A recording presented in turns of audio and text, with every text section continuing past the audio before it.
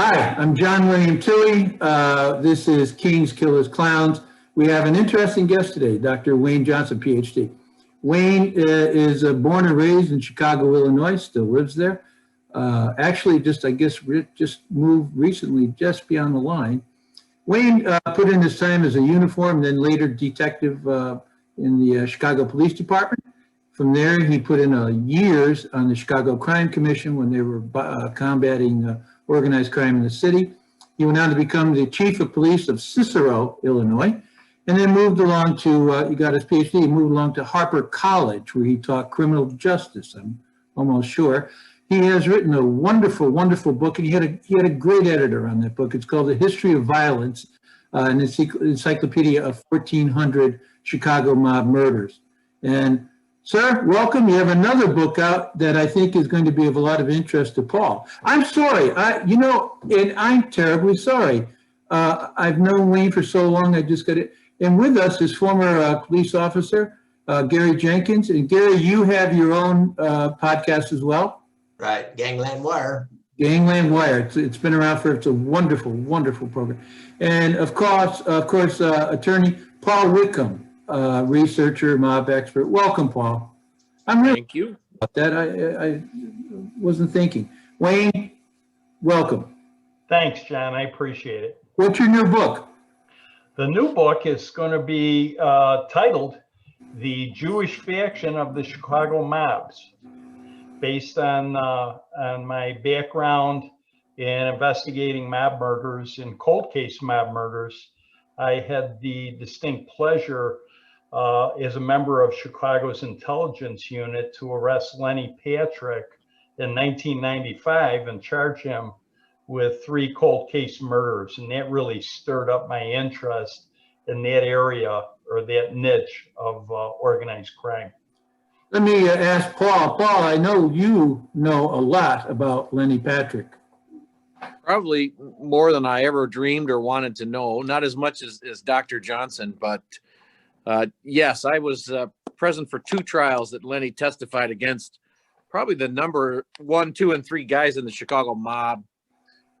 Gus Alex, Sam Carlisi, and little Jimmy Marcello. I got to spend quite a bit of time with Mr. Patrick, and he was one prickly SOB. I agree with that. He was a vicious individual. Who was he is what I guess what I was asking is, for people who don't know, who was Lenny Patrick? Well, Lenny Patrick was a product of the west side of Chicago, the Jewish quarter, who got his start actually doing bank robberies and wasn't real good at it. Did some prison time. And when he rolled out of that, he started working in the West Side gambling operations of the independent Jewish mob. Okay, he was working there and did that for a couple of years. And at that time, I say independent, they were paying street tax to the Chicago mob at that time. And then the mob decided that, we don't need them to be independent. We're going to take it over. And they used Lenny Patrick as an executioner who killed 3 of the top leaders of the independent Jewish mob, and then took total control. And then at a later time, as the neighborhoods changed and a lot of the Jewish community moved up north, Lenny got permission to move his operations up north, where he conducted gambling and extortion activities. So, Doctor, did he went to Rogers Park from where? Lawndale, or where was he? Yeah, Lawndale.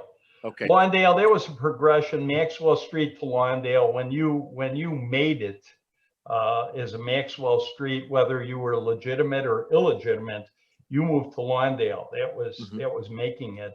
But then as things changed, they moved up north and then spread out into the suburbs. I'm gonna cover the different areas in my book too that have substantial Jewish populations. Wayne, would I know 3 guys he killed? Would I know their names? Or? Well, you know, for a time when I was investigating these cases, I was working with the Special Prosecutions Unit of the Cook County State's Attorney's Office, and they were contacted by a federal inmate who actually spent time in a cell with Lenny Patrick. And this guy was a West Coast guy. He and his son, too, they went down together, were actually in the drug business, okay? And they had no idea who Lenny Patrick was, or the main informant and the father. And when he found out, it kind of scared the crap out of him. You know, he asked around, but he was a sharp guy. He had been a jailhouse informant previous to this and had actually been given some special treatment, had testified in court cases, I believe on the West Coast for the U.S. Attorney's Office. And so they vouched for the guy as being dependable. And the state's attorney was able to arrange a phone call with him, but he wanted me to be the point man because these cases basically came out of Chicago. So from the state's attorney's office, I talked to this guy who was very wired up, was very nervous. He told me he was kind of in an open area and he didn't have his notes with him. This guy, when he'd have a conversation, he used to document it and keep a notebook, but he didn't have that with him. And he kind of rattled on. He started going through some high profile cases that Lenny Patrick admitted to him that either he committed or he was involved with. Because Lenny was a pretty effective setup guy for these murders. And Paul knows some of them from Lenny's admissions in federal court back in the early 90s. He kind of had to bare his soul. I believe he listed 6 cases that he was involved with. However, in looking at these old cases and looking at Lenny's background, I always felt that if Lenny killed one, he killed 30. Okay. Yeah. He was a vicious guy. And, but he skated through these hearings and I know he was very entertaining. I actually have the transcripts, which are a pretty interesting read because the federal authorities in assessing Lenny referred to him as mentally being close to a moron. But I'll tell you what, as long as his career ran, he was anything but a moron. So in talking to this guy, he listed cases like the Alderman Ben Lewis, who was one of the first powerful Black politicians in Chicago. He also talked about Bill Drury, who from my background, I saw as kind of a hard charger against the mob. But Paul knows that there has been a mix in some of the opinions of him. I actually knew 2 of his relatives, who one was in Secret Service and one was on the Chicago Police Department. So he mentioned high profile cases like that. And it kind of gave me a bolt of energy, okay, that I had to slow this guy down towards the end of our first conversation. And I asked him, because he was kind of rambling on, I said, slow down, how many cases did he talk to you about? He said, I stopped counting at 50, okay, which really gave me a chill. But I felt at that point that I was in a position to bring the largest mob murder case Chicago ever saw, okay? Unfortunately, the state's attorney, you know, probably trying to bring some goodwill because we indicted Lenny, which did not make the U.S. Attorney's Office happy because they gave him immunity, okay? So there, it kind of started a range war of sorts. And right at the end of our conversation, oh, and by the way, there was an FBI agent on an extension listening to the phone call, you know, unbeknownst to the informant. And right at the end of the phone call, this guy mentioned how Lenny Patrick would brag about how the mob took out President Kennedy. Okay. Yeah. And at the end of that conversation, and who knows, you can't believe half the stuff Lenny talks about. But at the end of the conversation, the FBI agent breezed into the room with his hair on fire, downplaying that statement. That's not true. That's not true. I said, well, let's work on this and see where we go. From that point on, we lost all cooperation with federal authorities. And I was never allowed, we were supposed to go talk to this guy face to face. We were supposed to get him moved, which they did move him, but we did not have access. It kind of ended this whole cold case investigation, although it took over a year to really realize that, because I was kind of fighting with FBI in obtaining files or even being able to view files. I had one agent actually let me come into their Chicago office and view files on the cases I was looking at. He said, I can't make copies for you, but you can take notes. I was fine with that. Unbeknownst to me, he retired a short time later, and the guy who took his role said, well, he doesn't work here anymore. We had no more access, which wasn't a big surprise, because there's always that back and forth with federal agencies. So I spun my wheels for 2 years. That is going to be laid out in a chapter in the new book, what I went through with that. And eventually I just wound up leaving the police department for the Chicago Crime Commission, where I worked with some agencies trying to further these investigations until a state's attorney pushed me off, told the other participants to stop talking to me because I was no longer law enforcement. I was part of a civic organization, which the Crime Commission was. So, Wayne, can we stop for a second and just Sure. give some perspective to the things that you're saying? I would suggest, and I welcome you to correct me if you feel differently, but my suggestion is that Lenny Patrick was, without question, and remains to this day, the single highest ranking member of the Chicago outfit to ever turn state's evidence. This guy was a capo in all but name, who had enormous power, and you don't hear about him partly because he was that powerful. And I don't think people realize that. How do you feel about that? No, I think you're right. And a good example, I'm actually using it on the cover of the new book, is back in the day when the media would try and keep up on this. And I work with some reporters who are really good at this. You know, we knew from the past Sandy Smith, John O'Brien was a good friend of mine, and they would put some really hard-hitting stories out about the mob when their publishers would allow it, naturally.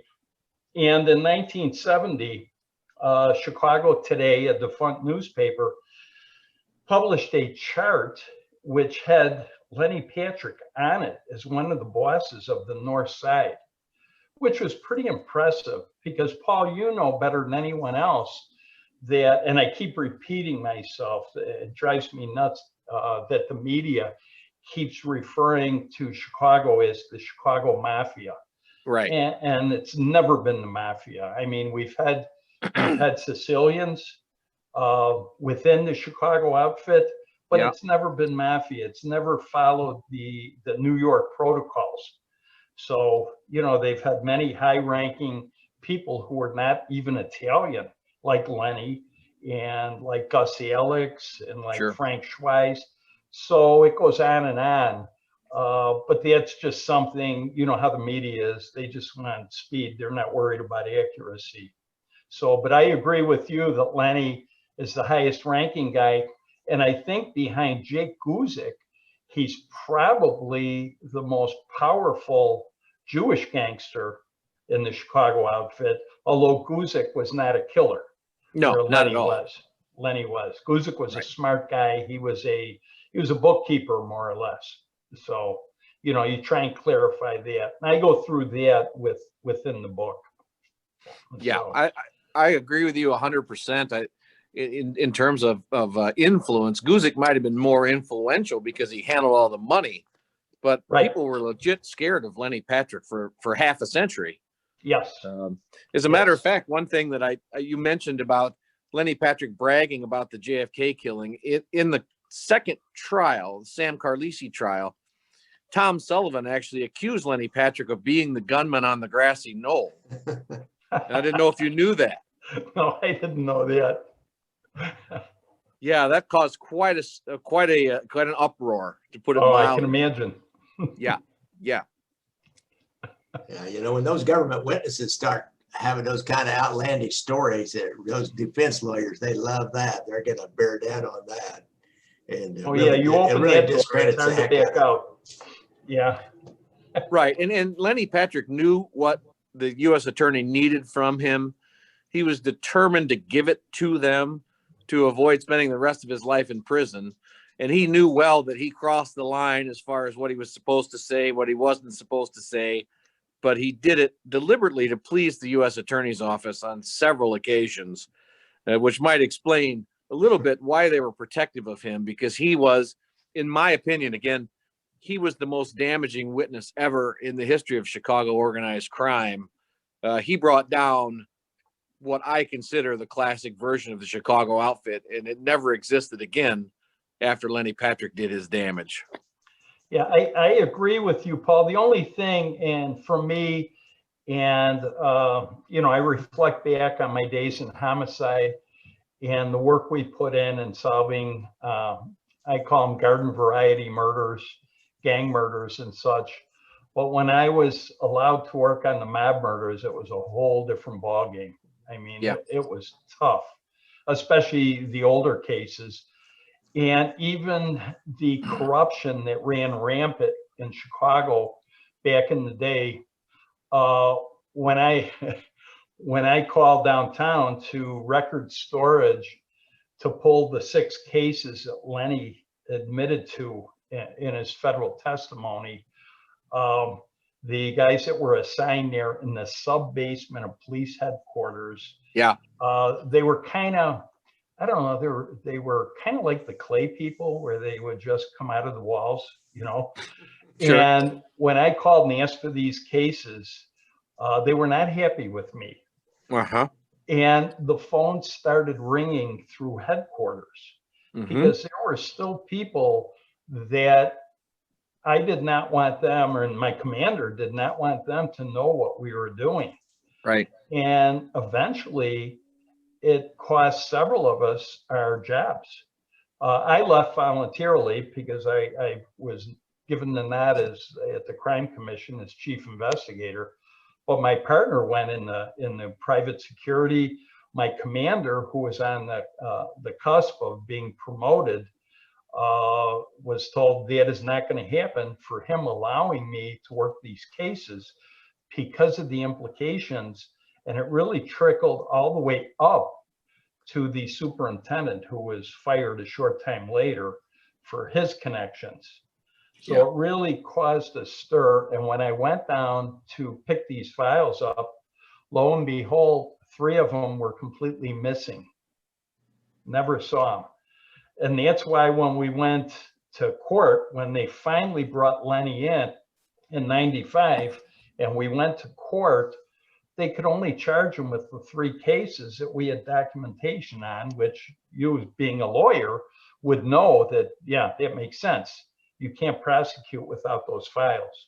No. We've seen stories in the past where I think it was Joey Glimko and a couple other hoods walked in the headquarters, were given their complete criminal files, and they, after exchanging an envelope, and walked out. So they're just gone. Back then they didn't have computers, and so that's the kind of stuff we're up against. And the new leadership was still fighting the ghosts of the past by us looking at these cases.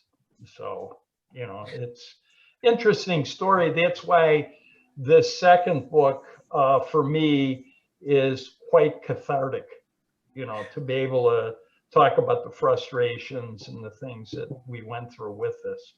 Oh, I can only imagine. I remember the day during the Gus Alex trial when Lenny started admitting these murders, believing mistakenly he already had immunity.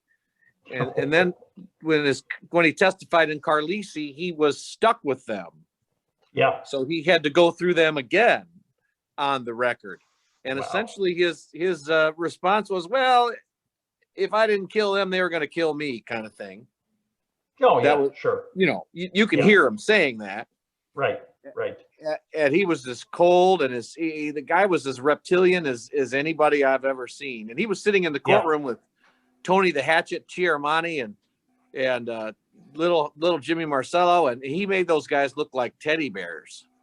Paul, No kidding. Wow. Paul, how did that end up that he was testifying and thought he had immunity? Did they allow that to go on? Or? Well, it went on. He testified freely. The government didn't prepare him properly, is what really happened. And Lenny was so eager to please the U.S. Attorney's Office that he really had very little regard or sophistication for what kind of trouble he was setting himself up for. So he went through 6 murders that he had committed and described each one of them, and he went through them twice. And the federal government never did anything with it. But you heard about how Wayne tried to, but he never wound up being successfully locked up on any of it, as far as I know. Well, it was a unique situation because, you know, post testimony on these cases, the state's attorney at the time, which now hold on to your chairs, you're going to have trouble believing this. We had a Republican state's attorney in Cook County. Wow. Okay. Yeah.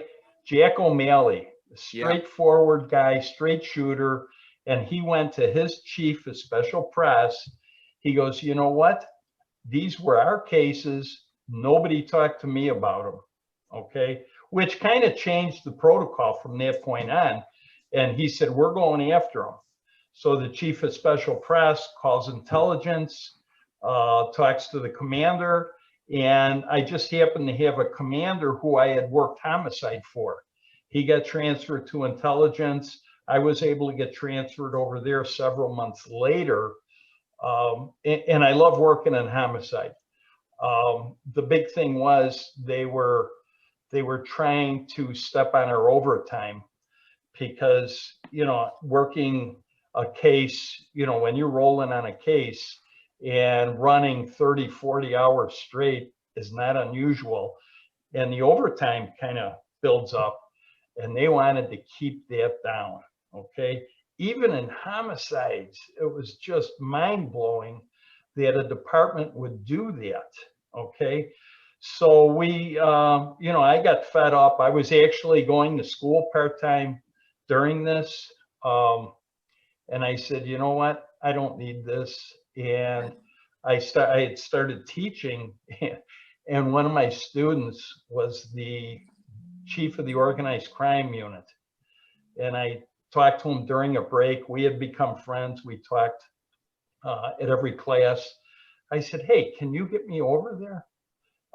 Because what a nice gig. Usually weekends off, weekdays in a company car. You know, you can't beat it. And he hesitated for a second. He goes, hell yeah. He goes, I'm the chief. And it still took him months because all these other players down at headquarters, guys that I wouldn't trust, are saying, who is this guy? Who are you bringing in here? And then later on, that guy that brought me in, when this started to heat up and the heat rose to the top, he retired. And at his retirement luncheon, I went, and a big smile. He goes, you know what? I don't need this bullshit. I'm out of here. And he wanted nothing to do with this because of the political fallout, which is kind of typical in Chicago, you know. So we ran with it as long as we could. And then the state's attorney took it over after the chief that brought me in left. He actually got appointed to a judgeship, and the new guy didn't want me involved, and he kind of let it peter out, and it went away. The county tried to work with it. Yeah, it was just a hot potato, you know, and it's just how it works. So can I tell you my favorite Lenny Patrick moment? and you may have heard this. I think I told Gary, I think I told you this last time we talked, but you know, in the Carlisi trial, that was really carefully tailored to narrow it down to just Carlisi and his street crew for reasons which is a whole nother podcast. But one of the things was that the judge had ruled that the words outfit, mafia, boss, etc., could not be used in the trial because that was too prejudicial. Wow. They didn't want anybody knowing who Carlisi really was. So this was all ruled on in advance. There's a lot of precedent that keep these terms out because they're so prejudicial. And of course, Lenny Patrick knew all this. He was prepped on all this, but he also knew that if he could tell the jury who Carlisi really was, that the U.S. Attorney's Office would be real happy with him. So they were talking about the bombing of the Oak Street Theater, which they had thrown dynamite and a Molotov cocktail and all kinds of things on there, and it fizzled every time. Lenny Patrick was asked, why in the world would you do this? Why'd you do? Well, they wouldn't go along with our extortion demands and etc. So Carlisi told me to give him some trouble. And of course, Tom Sullivan made the mistake, and he doesn't make many, of asking Lenny Patrick, why would you do what Sam Carlisi told you to do? And Lenny Patrick, the whole courtroom, you could feel the air just turn electric. All the defense attorneys started to stand up, and Lenny Patrick grabbed the microphone out of the mic stand, held it up to his face like this, and shouted at the top of his lungs, because he's the boss of the mob. And pandemonium broke out in the courtroom. All 30 defense lawyers jumping up and down, objection, objection. And that was pretty much the end of Sam Carlisi's case right there. That's beautiful. That's he knew what he was doing. He was not an idiot. You're absolutely right. Oh, no. He wouldn't have lived that long if he was an idiot, that's for sure. Wow. No, and he worked so closely with Gussie Alex, who was an extremely sophisticated individual. Yeah.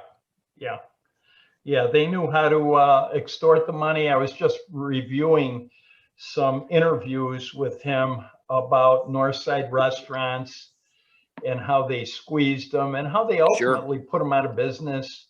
And they were just ruthless.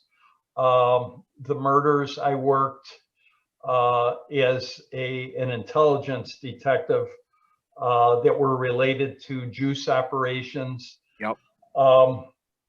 But they just, in the book, I have one scenario, actually from an old friend of mine living in Rogers Park, because we moved to Rogers Park when my dad came back from Korea. He was a career officer.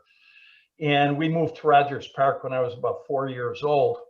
And at the park swimming lessons, I met a friend named Mark, probably my oldest friend. And Mark is Jewish and just a great guy. And his dad owned businesses on the West Side and was, I won't say a victim, but was approached by Lenny, who tried to work his way into his business. And that's what these guys did. You bet. Move in. You write me a check or hand me a handful of money, or I'm your partner. You never get rid of them. One of Lenny's typical operating procedures, like he did with Ray Harris, King Nissan, was he would send Nick Gio or Mario Renone or Jeep Stadino or one of these guys in and say, hey, listen, you want to operate, we run this town, we need 300 G's, or we're going after your business and your family. And then Lenny, he would call Lenny, because they knew each other, say, Lenny, can you help me with this? And Lenny, of course, was the one who sent him in the first place. He'd say, I'll see what I can do. A week later, he'd come back and say, hey, I got to cut down to 125 cash by Friday. That's the best I can do for you. And of course, Ray Harris, happy as can be, he's thinking Lenny did him a favor when all he did was just inflate the number and then cut it right back down. And he did that all over town, all over the North Side. But the amazing part is he did it to people that he grew up with, that he'd known his whole life. He'd even get relatives involved. Right. You know, I mean, just amazing the stuff, how ruthless they were. And it amazes me that he could live that long without somebody walking up and putting a bullet in his head. You know, it's Sure. just, it troubles me that the government, you know, from my homicide background, that for the sake of putting some bosses away and racketeering, and it was basically a death sentence, we know that, but for the sake of that, to let someone responsible for that many murders die a free man, I have so much trouble accepting that, you know. Unprecedented, It's isn't it? yeah, Yep. it really is. It really is. But they kind of pick and choose. The U.S. Attorney's Office, it's selective prosecution. You know, I don't know how else to say it, but I just don't like it. I'm a street guy. I don't know a lot of the fallout. I don't know a lot of the politics. I know when I get my hands on a case, I want to solve it. I want to solve every murder, you know, which Right. isn't going to happen. So it gets frustrating. It gets frustrating. So. Yeah. Well, one thing I wanted to follow up on a little bit is the statement I made earlier that once Patrick took out Carlisi, and Carlisi, in my opinion, was the last vestige of the EUPA Cardo years with the influence. After that, the mob fragmented, lost its political clout to a great degree, became a divided empire, more like a street gang, really, than the mafia. Yeah. I wonder, can you talk about that a little bit, Doctor? Well, I think what we saw, the evolution of the Chicago outfit, they changed, they adapt. It's all about the money, but it did become fragmented. I didn't see that strong structure even under DeFranco. I think, you know, a big problem was the lack of information available to local law enforcement, even though there were still people you couldn't trust. That's why in '97, when I went to the Crime Commission, we published the New Faces of Organized Crime. Yeah. And I put a chart together working with a multitude of agencies and investigators. And we put a pretty concise chart together, 155 names. And what I wanted to do within that chart, I don't know if have you seen that book, Paul, or that chart? I have, yes. Okay. You know, I wanted to show that division of labor because it was for the public, and it showed that not every gangster is a killer. There's a division of labor, and everybody has a job, and there's a structure. But that was the last publicly released chart that I know of. And they haven't done one, so it's been over 20 years. And that's a travesty. The Crime Commission kind of lost their way and got into a lot of different things. And, you know, somebody should do that to let them know that they're still out there. Right. And let them know what type of activities.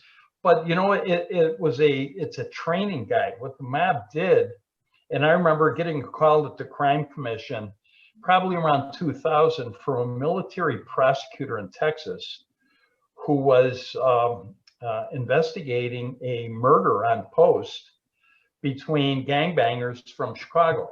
Okay, Mm-hmm.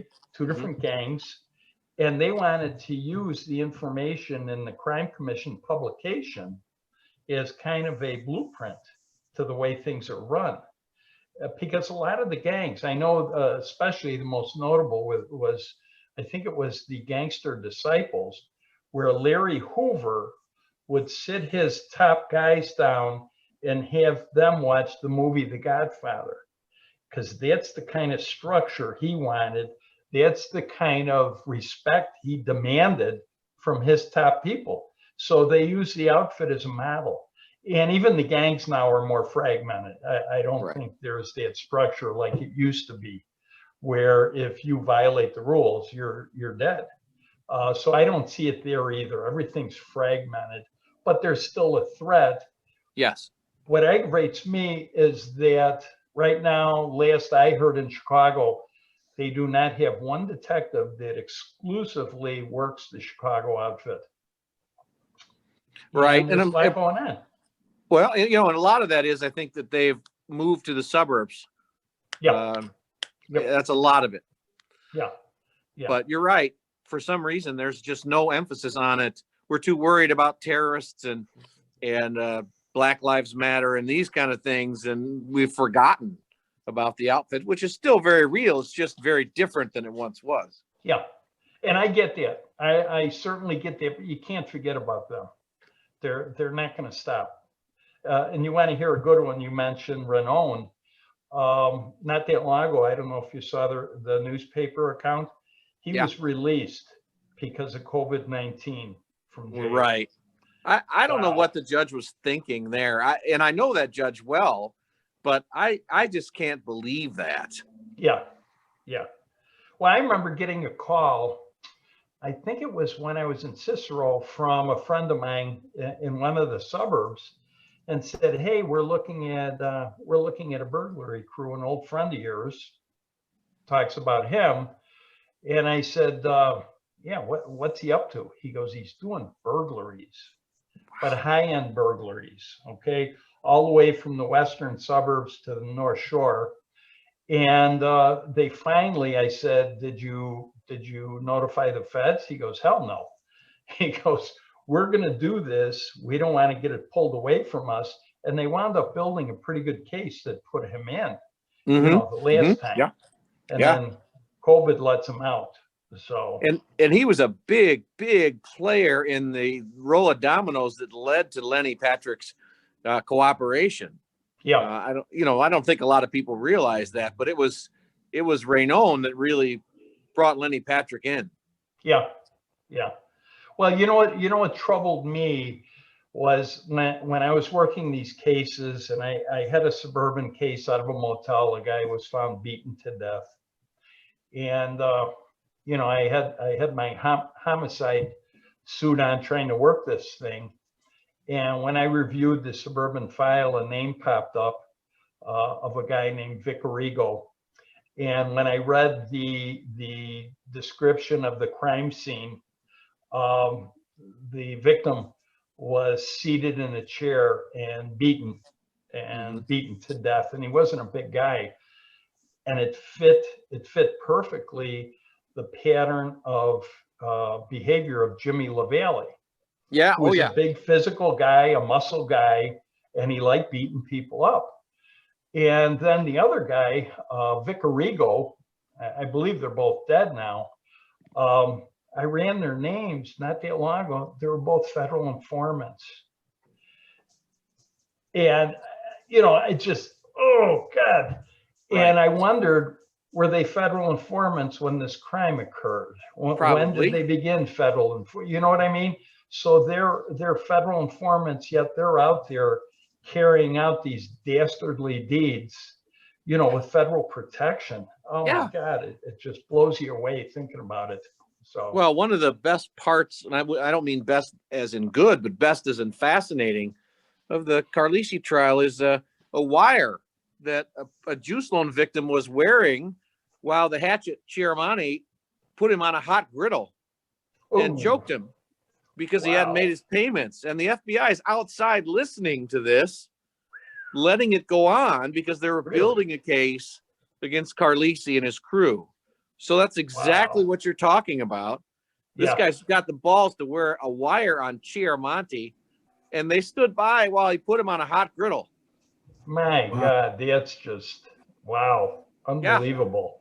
Yeah. Unbelievable. So that's the way it works with them. Yeah. When you're up against that, I just, what can you do? What can you do? And the amazing part about Chicago, the outfit and the assessments and this stuff, and a friend of mine from my crime commission days is Gus Russo, and his books are fantastic. And talking to him, he came into town when Super Mob was first released. And at that time, I was teaching at Loyola University as an adjunct. And he called me. He goes, "I'm going to be in town." And he said, "Are you available for dinner?" I said, "Well, I'm teaching a class, but maybe after class." I said, "Where are you staying?" He said, "The Ambassador." So he's right off Rush Street. Yep. So I met him. It was a nice night. And we walked down the street and he looks around. He goes, "This is their playground." I said, "Yeah, you're right." I said, "You can feel the history." So we walk into a Barnes and Noble, and right in the front, because he's doing a book signing there the next day, is a big stack of his books. And the woman walks up to him and says, "Can I help you?"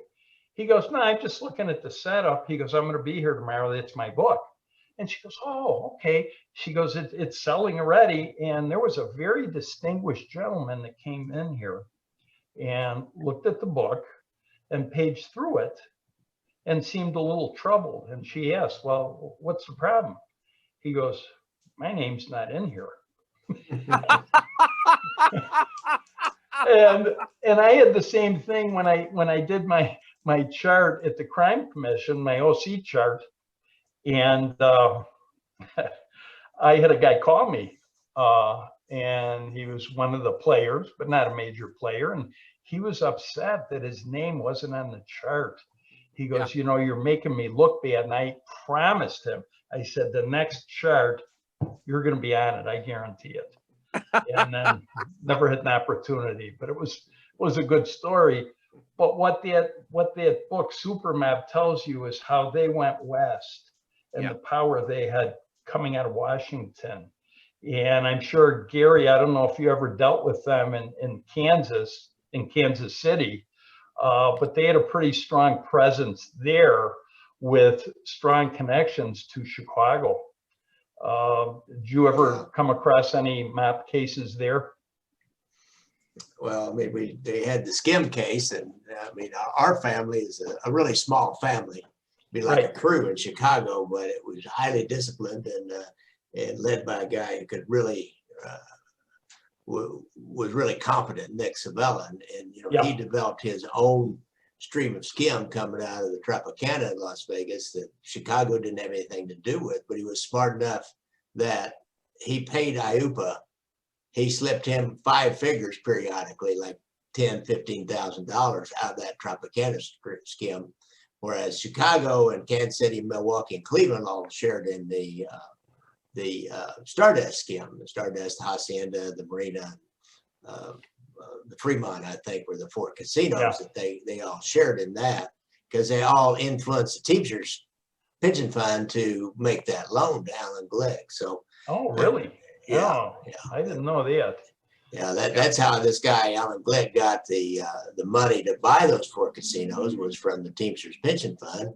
Right. And Cleveland owned a guy named Jackie Presser, who was either on the board or could influence somebody on the board. Milwaukee owned a guy named Frank Ranner, who was on the board. And Kansas City owned a guy named Roy Lee Williams, who was like next in line to be the president of the International Brotherhood after Fitzsimmons was gone. Kansas City got him in there as that. And of course, Chicago had Dorfman and all kinds of connections up there with them. So they all worked together. But we worked really close with Chicago. Yeah. Nick had those different. Wayne, you saw the film Casino, right? Yes, I did. You know the scene where the fella, they come in his house at the end and they find the notebooks. He said, no records, Ernie. And Ernie he falls over and dies. But that was actually, the policeman was actually Gary. Did that, but far better. Tell him the remarkable true story, would you? Yeah, that was a big deal. And I tell you what, in the U.S. Attorney's Office and the FBI office, that finding those records was huge, because it had these wiretaps. It had like 15 of them going at one time, just in Kansas City, and they had them some in Chicago and Las Vegas, and Milwaukee. I'm not sure about Cleveland, but so they had those guys wired up. They had all kinds of information. They had some storytellers, a couple of the lower level casino people, but you got to put all that together, because there was no mob guy that came in to tell the story, to be a storyteller. You got to have a storyteller on that, and they didn't really have a higher level guy, but they had enough that then when this guy, our underboss guy named Tuffy DeLuna, Carl Tuffy DeLuna, who had kept notes, and they talked that's Pileggi spent like 2 or 3 days here in Kansas City talking with the case agent on that, Bill Owsley, and different people, and going through all of Bill had cabbaged on a lot of the copies of a lot of the files, and Pileggi just went through all that stuff, and so he got that information, and that's why he made that, that part of the story was, but that was true, that this guy kept records. He was like any older man might do. He kept notations. This guy even kept, like, he went out there to threaten Glick, for example, and tell him he needed to sell that casino. So one of the early microphone intercepts, Tuffy Luna's telling Carl Savella, the boss's brother, how he went out and he said, I told him, I said, you got to sell that place, make a fucking announcement, or do whatever you got to do and get out of there. And then they check out in Vegas, and Alan Glick's trying to sell, these casinos. And then when we served the search warrants at the end of the investigation, I was in Tuffy's house as part of that team. We find these notes, and as they go through the notes, they find notations about that date, about when that would have happened. Tuffy wrote $120 out, $120 back, $15 for parking, something else for this, something else for that. And so he kept those kinds of records. They had a meeting up in Chicago with IUPA, and they figured out the different code names, and he told in code what some of those meetings were about. And so it was a really telling document, and it could tie all that together in his own handwriting. Wow. Gary, One thing that brings up is I never knew the mob had a per diem. Yeah, really. Yeah.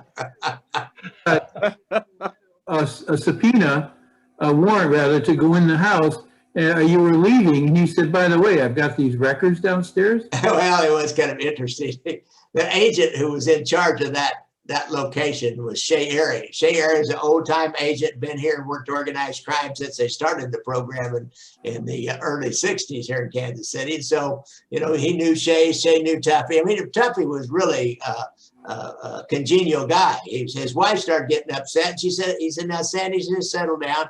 He said, these officers got a job to do. And he said, just make some coffee for everybody. So she made coffee, and his teenage son got a little bit upset and anxious. And he said, Sandy, he said, call so-and-so and have him come over and take Rick. I think his name was Rick. Take Rick, over to so-and-so's house. And, about 10 minutes later, she made a call. About 10 minutes later, somebody shows up and takes him out and takes him over to somebody else's house. And so, these agents there must have been 15 of them. It's not that big a house, but there was about 2 agents for every room in that house. And they went through it from stem to stern, and then looking for those hidey holes where he might have a bunch of cash money stuffed away, and diamonds or something, however they keep their money and their valuables, which they're known to do. And Shay came downstairs. We haven't really done the basement yet, so walkout basement. And Tuffy, I never forget, Tuffy said, Shay said, you might as well go on downstairs. That's where the good stuff is. Because he had a little office and a desk, and that's where it all was. And so they're on about 3 days later, there's another hidden microphone up in a restaurant right next door to the social club. And Tuffy's in there with some of his underlings, Joe Ragusa and Charlie Mortina. And I think those two, it was just those two, because and Mortina's the only one that really got indicted. So they're talking about serving the search warrants, and Tuffy is a really cool little tape, but you have to kind of understand the background. Tuffy says, well, he says, they caught me with a lot of bad stuff. And they kind of grunted, and he said, yeah, I said, I had a whole trash sack full of stuff I was going to throw away, which he didn't. He was saving it in a desk. He said, I had a whole trash bag full of stuff I was going to throw away. I just never had gotten around to throwing it away. He says, I think we're all going to do a little hitch of time off this. You guys better start getting your own ladies ready. He said, I started brainwashing Sandy already. So it was pretty interesting. And he did keep all those notes, just like that movie said. That's one thing Pileggi got right in that screenplay. Yeah, that's fascinating. Let me ask you. Fascinating. You said, Wayne, there's no mafia. I agree with you. in Chicago, the structure. But some of these guys, Nitti, Rica, Arcota, they must have been in the mafia, right? No, You don't no, they came up. You know, Nitti too. Nitty's an interesting story. You know, the enforcer was a misnomer. Yeah. He was not a violent guy. He was a business guy. Yeah. And he got introduced by a Jewish lawyer. He got introduced to some of the bosses because he had a business mind. And that's why, you know, he moved up because, you know, I'll steal the East Coast phrase. He was an earner. You know, he knew how to make money, and Yeah. he wound up on top. But he didn't have the balls these other guys had, which was proven at the end how he died. He couldn't go to prison again, and when he was shot, he just physically wasn't up to doing any more time.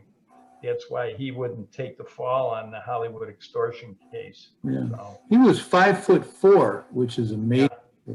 Really. You know, I think about Chicago and John's question, and you know, Al Capone really got that thing going out of the Black Hand days, but there was some big gym, Colosimo or something, and John Torrio, but really Al Capone, and he was a Neapolitan. He was not Sicilian at all. So right. The biggest exactly. stick they had was not Sicilians. And Kansas City, Nick Savella, and the people before him were all Sicilian. I would say this would, well, we never called this the outfit. They always called it the mafia, although they referred to themselves as the clique.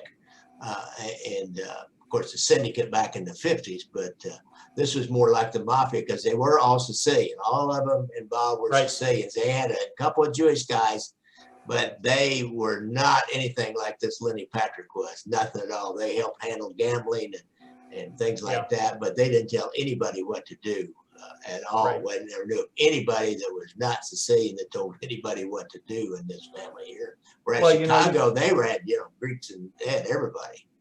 Well, when you mentioned Capone, when he was a kid back in New York, he actually had to avoid areas where the Sicilians were because they would pick on him, they would beat him up.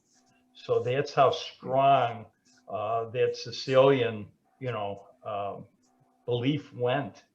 To where if you weren't Sicilian, you were nobody. Oh yeah, that is strong, boy. That is really well, strong. that's why there was such a battle in Chicago over the leadership and membership of the Union Siciliana, which was a Sicilian organization, and Capone was incensed that he couldn't be a member, and they had a war, and several of the leaders were killed until he got his guy in and took it over, and they opened membership to non-Sicilians, you know. But then that went away in the 40s, the whole organization. Something that I've come across over the years, and I'd really like your input in it, is that Joe Aiuppa was actually a made member of the Sicilian mafia as well as leader of the outfit. Have any of you heard that? No. It wouldn't surprise me, but no, because Accardo was Sicilian also. Yes. Yeah. And guys like, I know this came in, guys like Rocky Infelice, he used to do some of the protocols from the mafia. And I remember reading that his guys would kind of chuckle about it behind his back naturally, because he was a vicious guy. You know, he was a scary guy. So very scary. Yeah. So that was interesting. You know, and they didn't really have that like making ceremony until more recent years. There's a little bit I've read about it. I'm asking Frank Culata about this subject right here, and he kind of poo-pooed it, and he said, you might say you're whistled in, but he never talked about anybody going through some kind of a making ceremony, and he was pretty open about everything by that point in his life. Paul, who were the two bank robbers? No, I'm sorry. Two innocent Italians that were hung in Boston around 1920. Sacco and Vanzetti. And apparently Aiuppa knew about that and was on the hideout list for some Sicilians from Boston. So he may well have been mafia. Yeah, I think so. And other bosses also used some of the making ceremony and things like that. I know Ayupa did it. Carlisi did it. That's how they lured Spilatro to his death. They were going to make his brother. Now, if there was no making ceremony, they wouldn't have fallen for that, of course. Did you So there were aspects of it that did take place.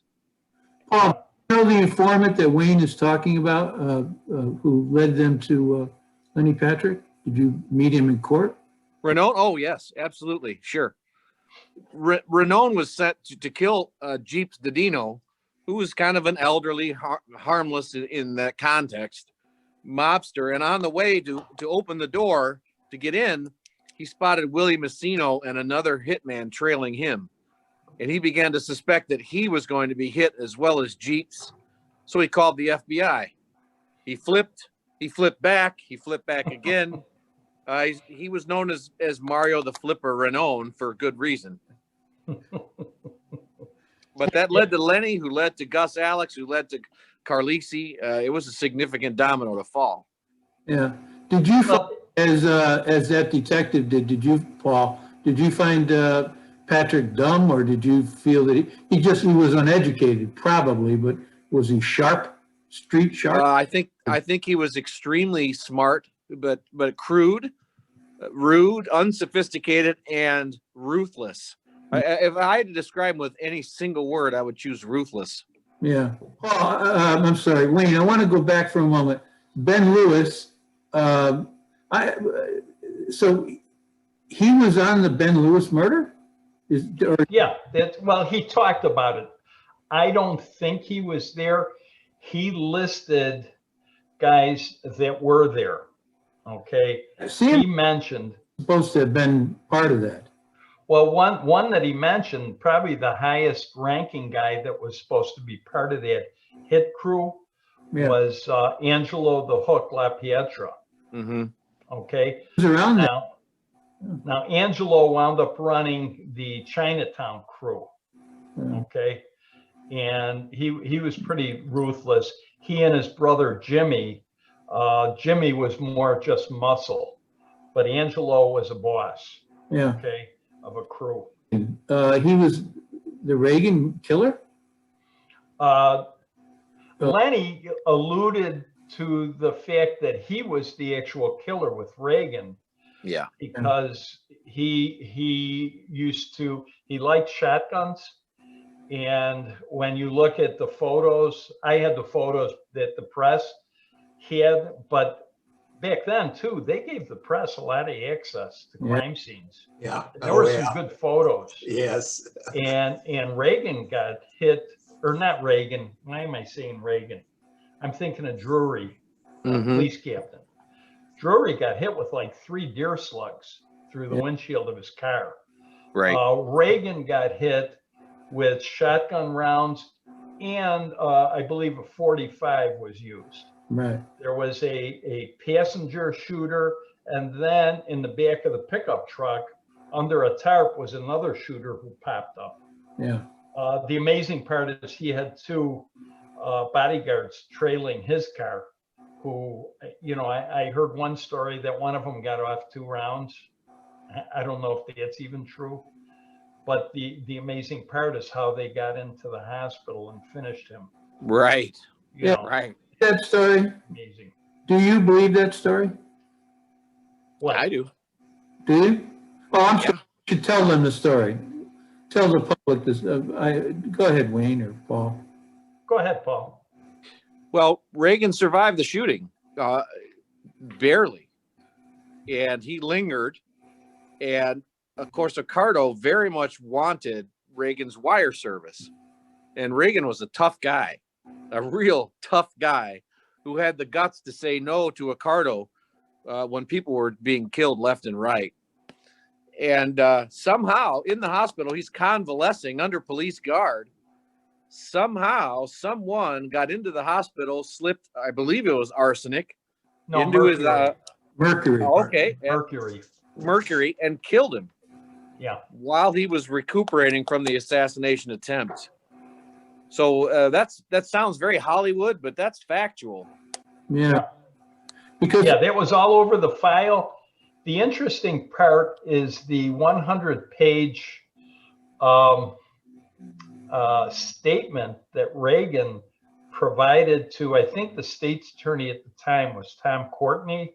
Mm. And he sat down and provided a 100-page statement about the operations of the Chicago mob, which was more or less signing his own death warrant, Yeah. you know, because the state's attorney, I believe, probably picked up the phone and said, guess what, you know, and that was it for Reagan. He was not going to succeed. Or Roger Toohey made no secret. He blamed Courtney.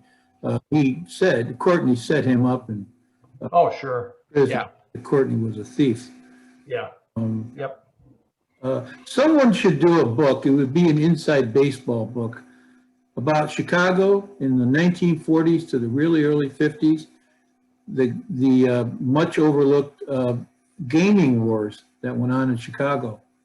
You know, like Paul said, there were bodies fell during that decade, left and right.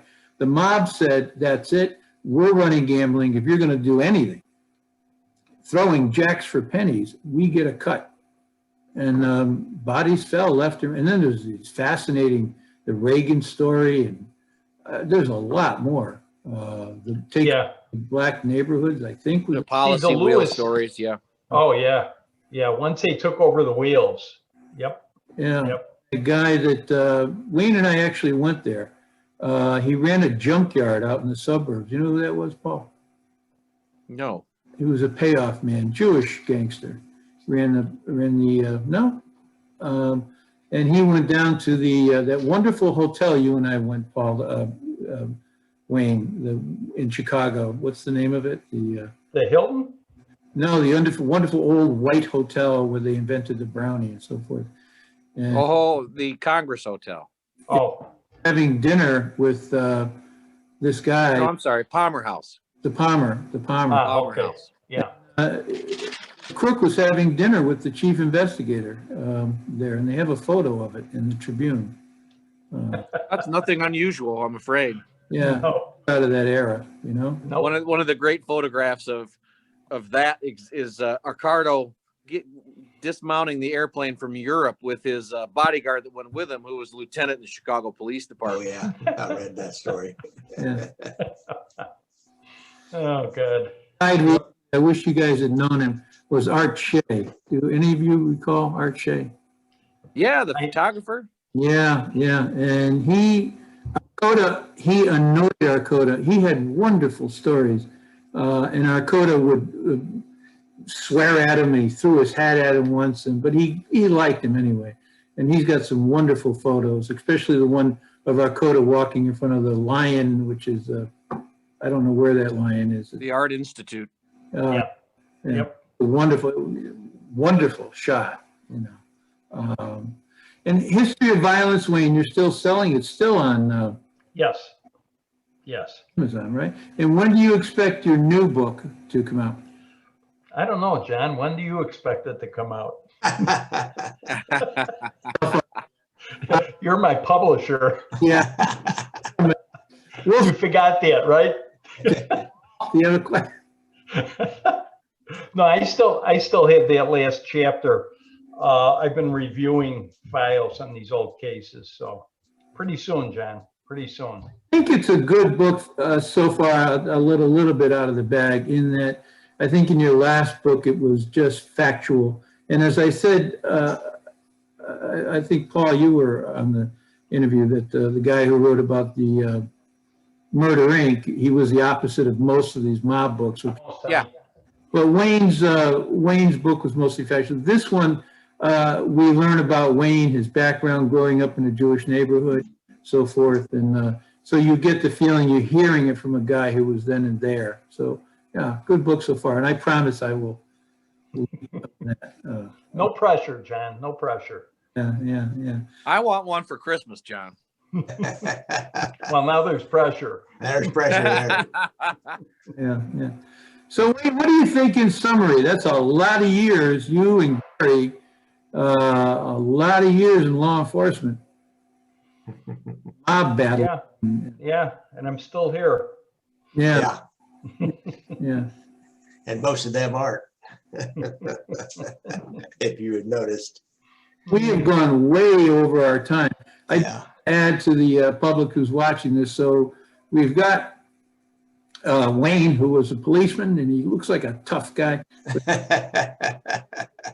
He is a loving and caring father, and I hope I don't embarrass you. No, I appreciate that. If you get to know the guy, you'll see he really is, and he is currently head over heels over his grandchildren, as is Paul, by the way, a damn good father. Paul's son has now joined his firm, which Wow. Congratulations. very. Thank you. It's wonderful. I just got a picture of my oldest granddaughter, Mrs. Myers, her first day of teaching as a substitute teacher. Wow. That's a Excellent. big day. Yeah. Yep. Wonderful. Wayne, when the book comes out, you'll come back, I hope. Yes. Right? Yep. Gary, thank you so much. All right. Well, thanks for inviting me. Wayne, it was great to meet you. We Nice got a meeting lot you, in common. Gary. We'll Nice have meeting you, to- Paul. We'll It have was to a talk pleasure. some other time at length. I'll have to have you on my podcast and we could talk more. I think it'd be an interesting show, just us talking about being in the intelligence unit and how that works. That was a lot of fun. It's an oxymoron. Oh, Gary. I know. I heard that shit all my whole career. Those street guys, they hate you. That was something we were out following them around. Did you have that? Yep. I want to say, dude, nobody cares about you. Paul, thank you so much for coming out again, Paul. Appreciate it. Always All a good to pleasure. see you again. I did want to, before we leave, I just want to point out to Wayne, he didn't ask about my leg. He and has been remade several times. I'll suffer in silence. Don't worry about it, Paul. Yeah, you do that so well. Nary a word of complaint. Stay safe, guys. Be safe. Take care, my Good friend. night. Bye-bye. We'll see you guys. Thank you.